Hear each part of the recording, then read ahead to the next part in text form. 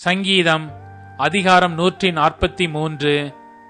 கர்த்தாவே, என் ஜெபத்தை கேளும், என் விண்ணப்பங்களுக்கு செவி கொடும். உமது உண்மையின்படியும் உமது நீதியின்படியும் எனக்கு உத்தரவு அருளிச் செய்யும். ஜீவனுள்ள ஒருவனும் உமக்கு முன்பாக நீதிமான் அல்லாததினாலே அடியேனை நியாயம் தீர்க்க பிரவேசியாதேயும்.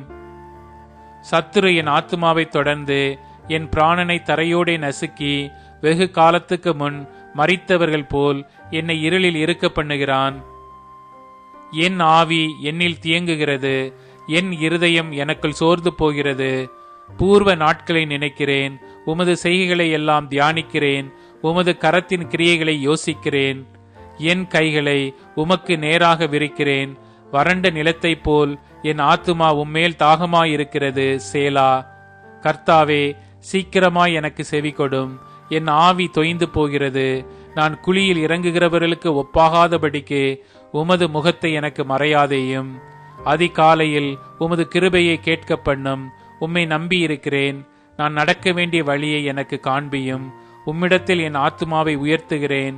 கர்த்தாவே, என் சத்துருக்களுக்கு என்னை தப்புவியும். உம்மை புகலிடமாக கொள்ளுகிறேன். உமக்கு பிரியமானதை செய்ய எனக்கு போதித்தருளும். நீரே என் தேவன்.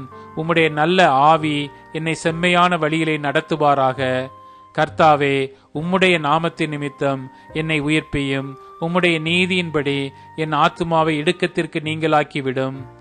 உம்முடைய கிருபையின்படி என் சத்துருக்களை அழித்து என் ஆத்துமாவை ஒடுக்குகிற யாவரையும் சங்காரம் பண்ணும். நான் உமது அடியேன்.